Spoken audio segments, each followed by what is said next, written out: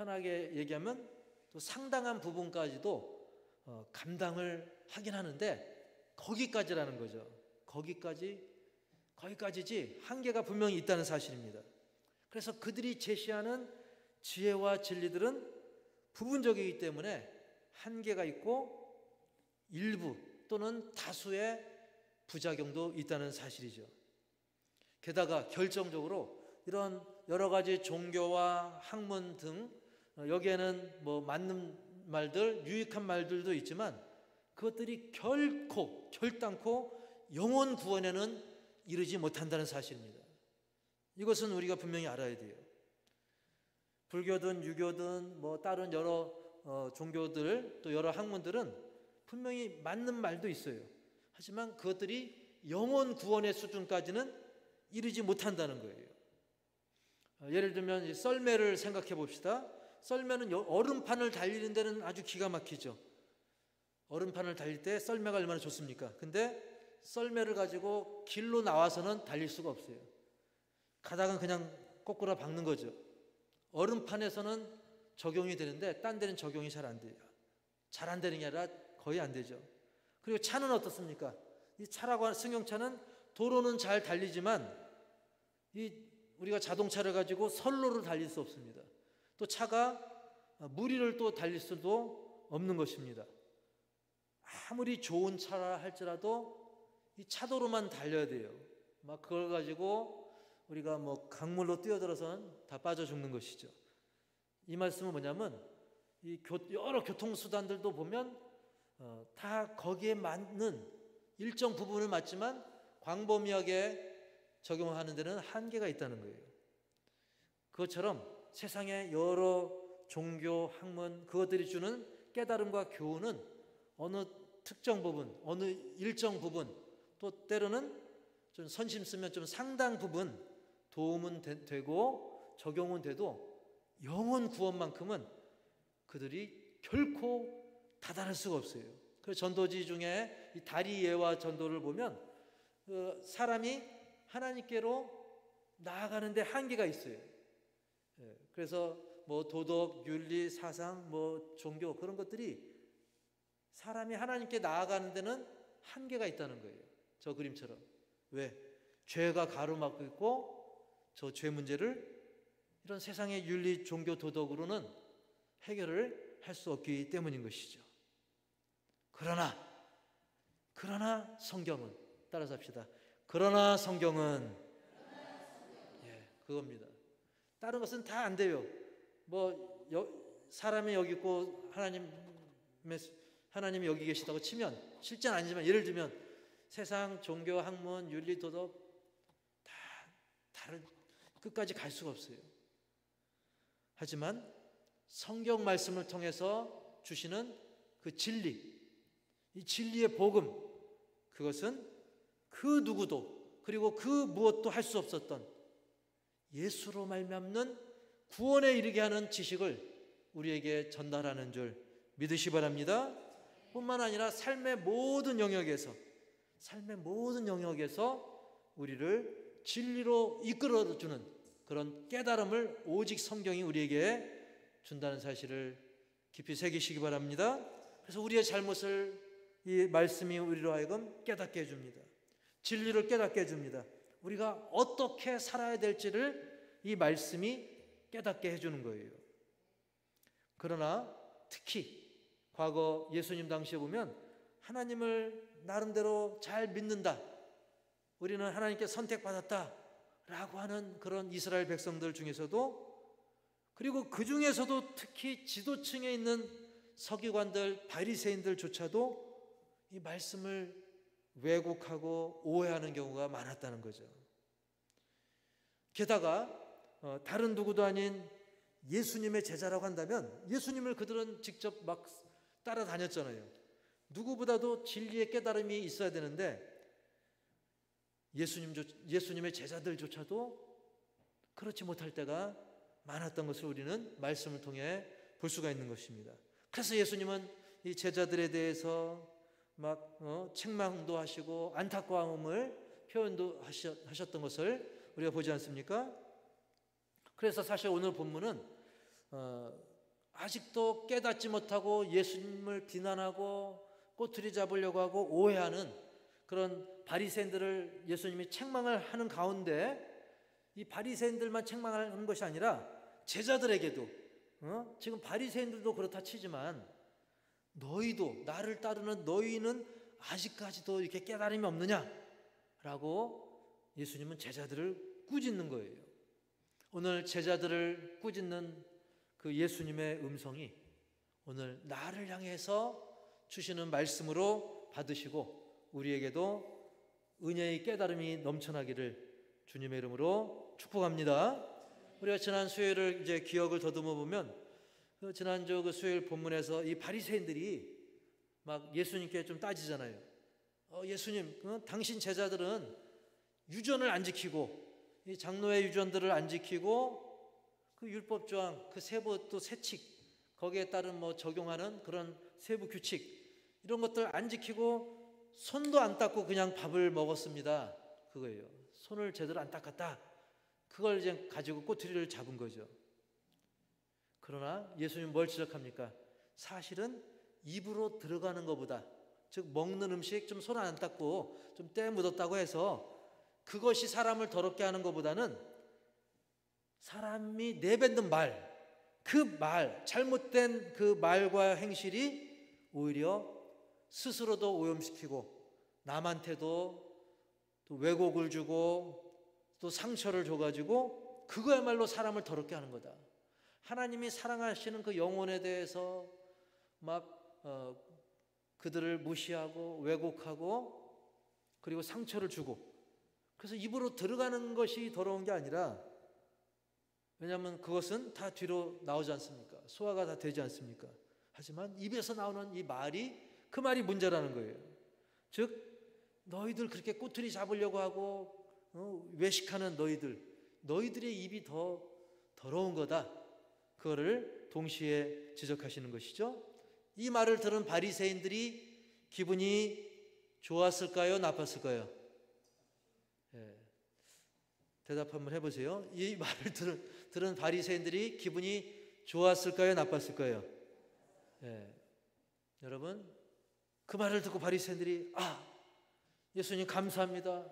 내 잘못을 지적해 줘서 감사합니다. 잘못했습니다. 회개합니다. 이렇게 하면 얼마나 좋겠습니까? 근데 그들은 그 말을 곱게 듣지 않았죠. 좋아할 리가 없었죠. 그리고 제자들이 볼 때도 당시 바리새인들 막 그 지도층들 당시에 나름 큰 세력들이었어요. 그래서 평소에도 이 바리새인들에 대해서 뭔가 신경이 쓰이고 두려워하는 그런 상황에서 예수님이 그들 눈밖에 벗어나는 말을 하는 거에 대해서 굉장히 조마조마한 마음을 제자들도 갖고 있었던 겁니다. 그래서 예수님께 그런 얘기를 합니다. 예수님, 이 바리새인들이 이런 예수님 말씀 듣고 걸림이 된 걸 좀 아십니까? 예수님, 바리새인들이 예수님 말씀 듣고 좀 껄쩍지근하게 생각해서 모함하면 어떡합니까? 그거예요, 쉽게 말하면. 근데 사실 예수님을 따르는 제자 정도 되면 우리가 메시아를 모시고 있는데, 하나님의 아들 예수님을 모시고 있는데 예수님이 그들의 잘못을 딱 지적했다고 한다면 오히려 제자들이 아이고 예수님 잘하셨습니다. 속이 시원합니다. 우리는 겁나서 말도 못했는데 좀 이렇게 이 정도 돼야 되지 않겠습니까? 그러나 제자들은 그저 그 와중에도 예수님 눈치 보랴, 바리새인들 눈치 보랴 이렇게 어영부영했던 거예요. 그래서 예수님께서는 바리새인 눈치나 보는 제자들에게 담대하게 말씀을 하십니다. 우리 13절 말씀, 13절 시작.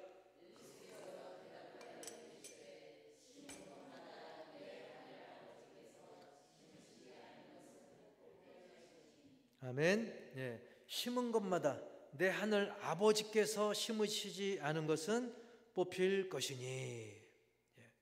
하나님의 말씀으로 심으신 그 말씀, 하나님이 심으신 말씀, 그 본래 정신에 기초하지 않고 전혀 다른 인간의 유전, 인간의 추측, 이렇게 하면 되겠지, 이렇게 하면 율법을 지키는 데 도움이 되겠지, 그래서 그것이 전통으로 굳어진 인간의 유전에 근거한 것. 여러분, 원래 하나님이 주신 이 말씀의 근본 정신, 그 사랑, 그 은혜, 그 거룩, 거기에 기초를 뒀어야 되는데 바리새인들은 인간의 유전에 더 근거한 것에 더 무게를 둔 거예요. 그것들은 지금 당장은 그럴듯해 보여도 결국은 뽑혀 나간다는 거예요. 하나님께서 그런 거 뽑아낸다는 거예요. 13절 다시 읽어봅시다. 시작. 심은 것마다 내 하늘 아버지께서 시작. 예수께서 대답하여 이르시되 심은 것마다 내 하늘 아버지께서 심으시지 않은 것은 뽑힐 것이니. 아멘. 말씀은 영원하지만 하나님이 심지 않은 인간의 유전으로 보탠 것들은 다 뽑혀 나간다는 사실인 것입니다. 그러면서 14절에 더 강하게 또 이렇게 말씀하시죠. 시작. 그냥 두라. 그들은 맹인이 되어 맹인을 인도하는 자로다. 만일 맹인이 맹인을 인도하면 둘이 다 구덩이에 빠지리라 하시니. 아멘. 여러분, 그들은 그 바리새인들 그들 보니까 그냥 어설프게 아는 척하다가 다른 사람들까지도 잘못된 길로 인도해가지고 결국 둘 다 망한다는 거예요. 그러면서 비유적으로 맹인이 맹인을 인도하면 둘이 다 구덩이에 빠진다 했어요. 저는 더 실감나는 게 뭐냐면 전에 박중홍 목사님이라고 한 17년쯤 됐을 거예요. 그 무렵에 우리 교회 이 박중호 목사님이 오셨는데 그분은 맹인 목사님이에요. 맹인 목사님. 그래서 제가 이제 숙소까지 남양에 숙소를 잡아가지고 숙소까지 이렇게 모셔드릴 때 보면 제가 이렇게 막 그분을 숙소 뭐 화장실 이렇게 잠깐 모셔봤는데 모시다 잠깐 딴 생각하면 쿵 소리 나는 거예요. 그분이 이제 제가 부축을 해서 가긴 하지만 제가 잠깐 딴 생각하면 그 목사님 어디 딱 기둥에 부딪히고 뭐 문고리에 뭐 닿고 막 그러더라고요. 즉 눈이 멀쩡한 제가 부축해도 집중하지 않으면 이렇게 깜빡 부딪히는 판국에 맹인이 맹인을 인도하면 어떻게 됐습니까? 만일 제가 맹인인 상태에서 그 맹인 목사님을 인도하면 둘 다 그냥 엎어지고 자빠지고 넘어지고 난리가 아닌 것이죠. 지금 영적 상황이 그렇다는 거예요. 바리새인들이 빛이신 진리이신 그 예수님을 알아보고 경배하기는커녕 그들도 어둠 속의 맹인들처럼 지금 헤매고 있는 거예요. 헛다리 짚는 거예요. 예수님을 오히려 비방하고 모함하고 심지어는 예수님을 가르치려 들었어요. 감히 예수님을 가르치려 들었던 것이죠. 그런 자들이 잘못된 지식으로 남들을 인도하다가는 멀쩡한 사람 예수님 못 믿게 할 수도 있는 거죠. 결국은 같이 망하는 맹인이 맹인을 인도하는 불쌍한 위선자가 되고 마는 거죠. 이런 상황에서 이제 베드로가 예수님께 질문합니다. 부탁을 드리죠. 15절 시작. 베드로가 대답하여 이르되 이 비유를 우리에게 설명하여 주옵소서. 그때 우리 주님 대답하시죠. 16절 시작. 예수께서 이르시되 너희도 아직까지 깨달음이 없느냐? 아직도 깨달음이 없느냐? 하면서 설명을 해주십니다. 그 비유에 대해서 설명을 17절 시작. 입으로 들어가는 모든 것은 배로 들어가서 뒤로 내어 버려지는 줄을 알지 못하느냐?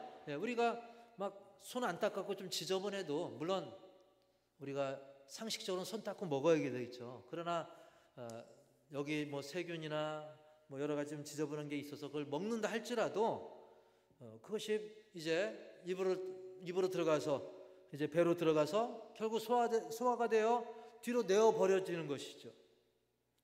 하지만 반대로 입에서 나오는 게 더 문제라는 거예요. 먹는 것은 지저분해도 어지간한 소화력이 있으면 다 그것이 뒤로 내버려지지만 반대로 18절 시작. 이것이야말로 사람을 더럽게 하느니라. 아멘. 입에서 나오는 것들, 입에서 나오는 이 말을 말하는 거예요. 입에서 나오는 그것이 바로 우리 마음 속에서, 이 죄악된 오염된 마음에서 나오는 그런 살인, 시기, 질투, 음란 뭐 여러 가지 그런 것들이 우리의 언어로 표현되면서 마치 그것이 화살이 되고 수리탄이 되고 막 미사일이 돼가지고 막 영혼들을 폭파시키는 거예요. 초토화시킬 수도 있는 거예요. 19절 시작. 마음에서 나오는 것은 악한 생각과 살인과 간음과 음란과 도둑질과 거짓 증언과 비방이니. 예.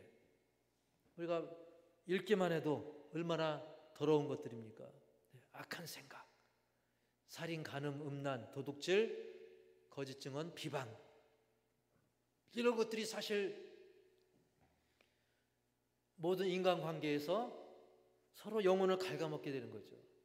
아무리 가까운 부부를 할지라도 이 말을, 잘못된 말이 부부 사이를, 또 이 잘못된 말이 형제, 자매, 남매, 또 부모, 자식, 모든 관계, 사제지간, 요즘 뭐 초등학교, 중학교 교사와 또 학생들 사이에 이 말 때문에, 이 표현 때문에 얼마나 또 문제들이 있습니까?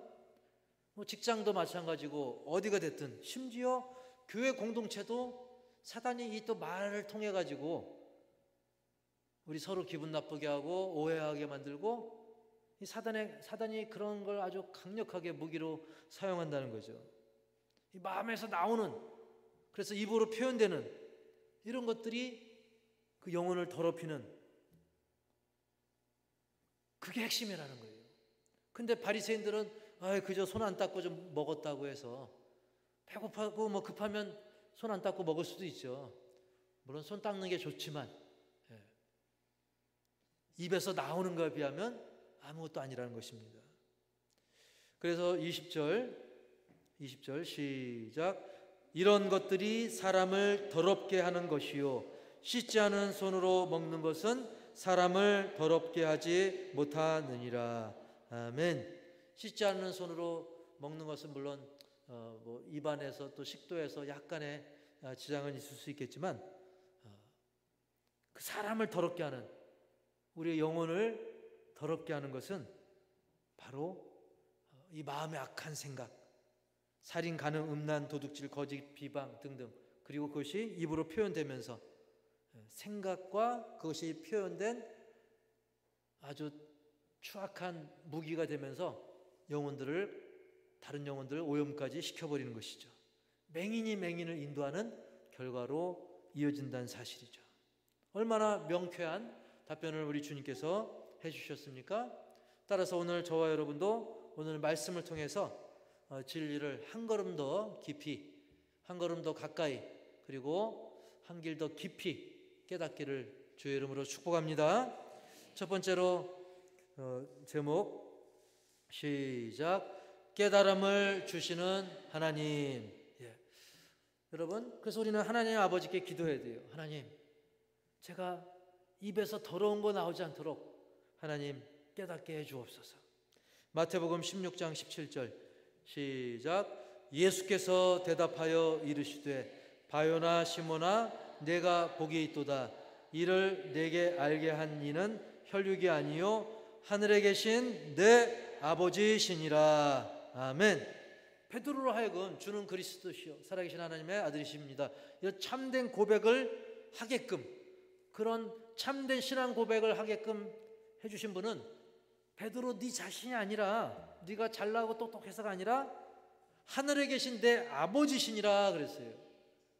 다시 그 말씀 다시 보여주시면, 우리 다시 한번 읽어볼까요? 예수께서 시작.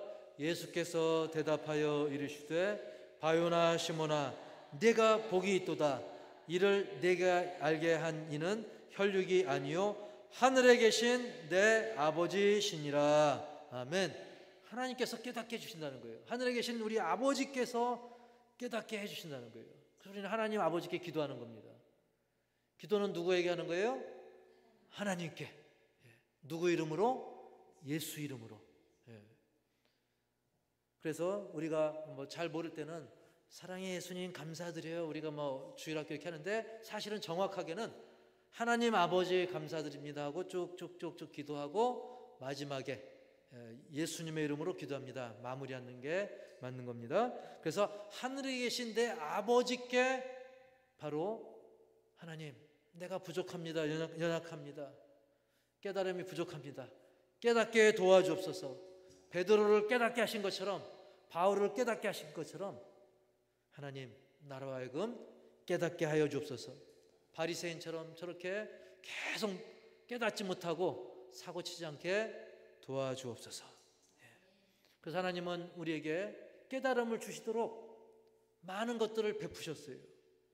로마서 1장 20절에도 보니까 시작, 창세로부터 그의 보이지 아니하는 것들 곧 그의 영원하신 능력과 신성이 그가 만드신 만물에 분명히 보여 알려졌나니 그러므로 그들이 핑계하지 못할지니라.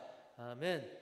이걸 일반 계시라고 하죠. 우리가 일반적으로 볼 수 있는 거, 예수 안 믿어도 그냥 우리 주변에 볼 수 있는 거, 우리 자연 만물, 아름다운 자연, 그리고 뭐 동물, 식물들, 하다못해 이런 꽃이라든지, 뭐 제가 자주 말씀드리지만 이 거미가 줄 치는 거 얼마나 신기합니까?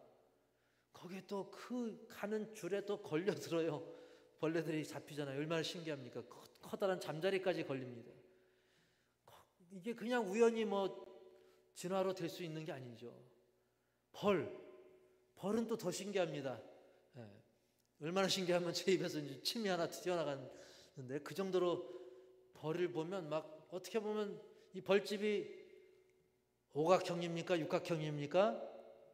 육각형, 그죠? 딱딱딱 주격이 딱딱딱 얼마나 그 위대한 건축가처럼 그 신기하잖아요. 그 벌이 이 곤충이 어떻게 집을 그렇게 지어요? 벌집을 기가 막히지 않습니까? 거기에 또 막 기가 막히게 또 막 꿀을 막 모으고 여러분 우리가 그런 거 자연 우주 만물 창세로부터 그의 보이지 아니하는 것들 곧 그의 영원하신 능력과 신성이 그가 만드신 만물에 분명히 보여 알려졌다 그랬어요. 그래서 우리가 세상 우주 모든 만물, 생물, 지구, 천체, 해와 달과 별 이런 모든 것들을 보면 하나님에 대해서 하나님의 그 위대함, 그 거룩함, 전능하심에 대해서 핑계하지 못한다 그랬어요. 우리가 이런 일반 계시를 통해서 깨닫게 하는 거예요. 하나님은 이런 우리가 눈으로 보이는 여러 가지 그것들을 일반 계시로 주셔서 우리로 하여금 깨달음을 주시고 그래서 일반적인 깨달음이에요. 그래서 그걸 일반 계시라고 하고 또 특별한 계시를 주셨는데 특별 계시는 바로 이 말씀입니다. 성령으로 감동해서 이 말씀을 통해서 주신 특별 계시. 그래서 우리에게 일반 계시와 특별 계시를 주셔서 하나님은 우리로 하여금 깨닫게 하시는 거예요. 그 하나님께 물론 베푸셨지만 그럼에도 불구하고 하나님은 아버지, 우리 아버지니까 더 깊이 깨닫게 해달라고, 깨달은 거 놓치지 말게 해달라고, 잊지 말게 해달라고 기도하시기 바랍니다. 두 번째로는 시작, 깨달음을 주시는 예수님. 그래서 제가 원래 원고에는 저 깨달음 앞에 세 글자를 넣었어요. 그 세 글자가 뭐냐면 따라서 합시다. 삶으로. 예수님은 본인의 삶을 통해서 깨달음 이 진리의 말씀을 직접 보여주신 거예요.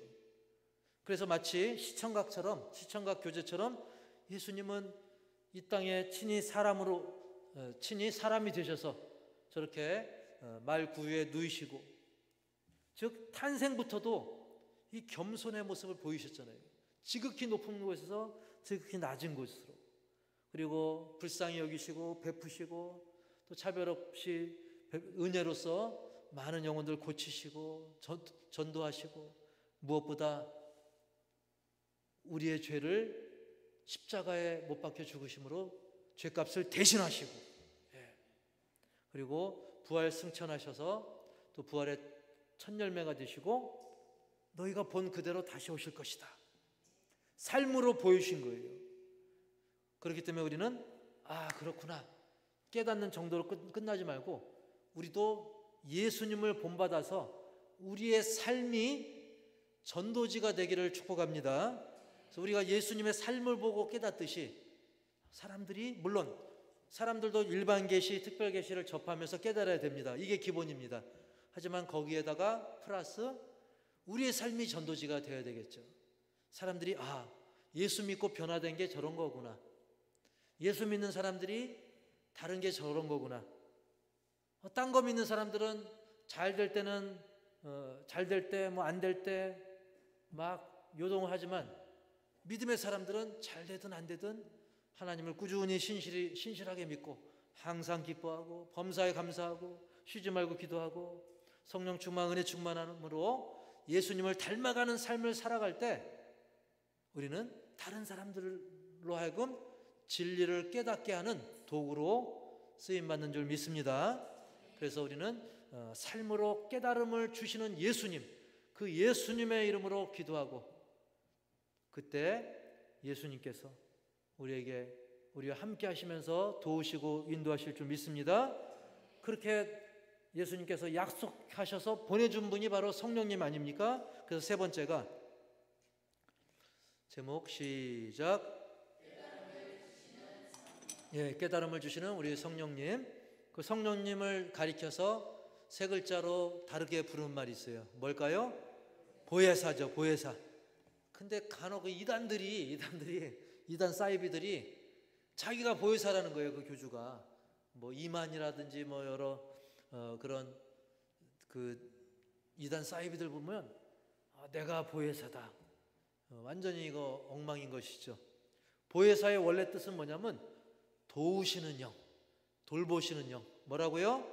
도우시는 영, 돌보시는 영. 성령님께서 우리를 돌봐주신다는 거예요. 도와주신다는 거예요.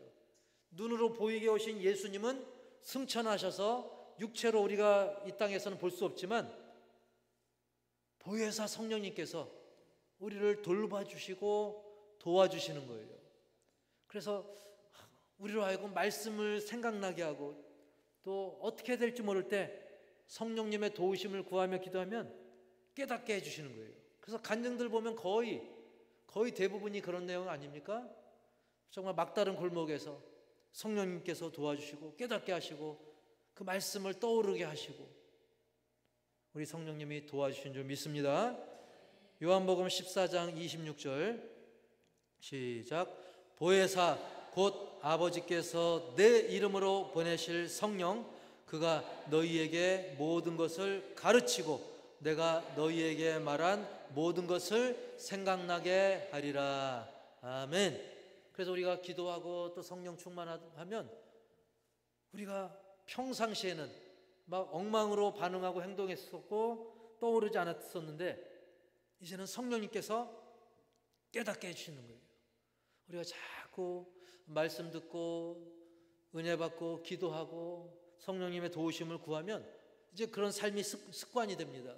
습관이 되고 그래서 이제는 다른 것 떠오르기 전에 성령님께서 말씀을 떠오르게 하십니다. 참 지혜와 진리를 떠오르게 해주시는 거예요. 생각나게 해주시는 거예요. 그래서 배우지 않았는데 우리가 현장에서 삶의 현장에서는 배우지 못한 그런 현실을 마주하잖아요. 예상치 못한 상황을 마주하잖아요. 그때 깨달음이 오는 거죠. 이렇게 해야 되겠구나. 하나님이 지혜를 주시는 거예요.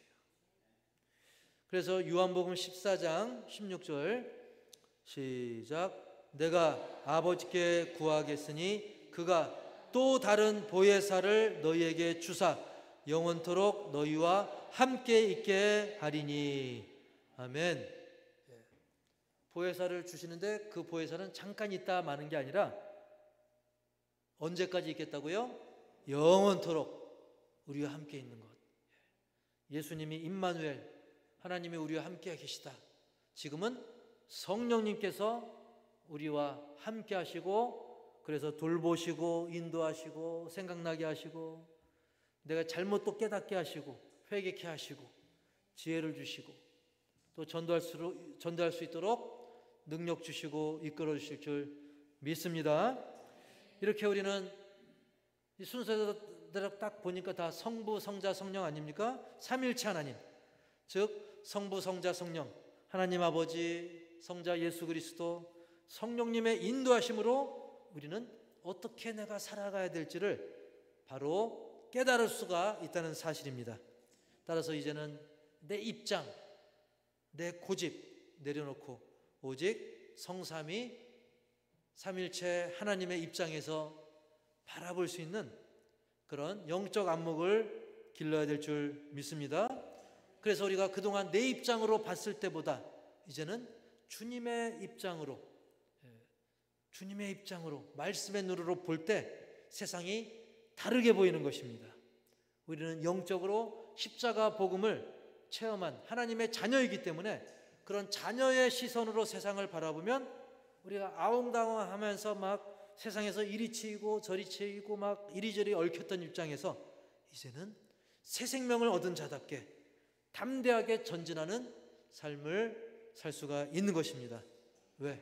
우리는 천국길을 향해 점점 가까이 가는 순례자이고 하나님의 자녀이기 때문에, 행진하고 있기 때문에, 그래서 이제는 맹인이 맹인을 인도하는 그런 삶이 아니라 조금이라도 0.1초라도 먼저 깨달은 내가, 아직도 깨닫지 못한 자들 또는 아직 나보다 덜 깨달은 자들, 그들을 생명의 길로 그리고 복된 길로 인도할 그런 사명까지도 잘 감당하시길, 그거를 성령의 도우심을 받아서 그 사명을 잘 감당하시기를 주님의 이름으로 간절히 축복합니다.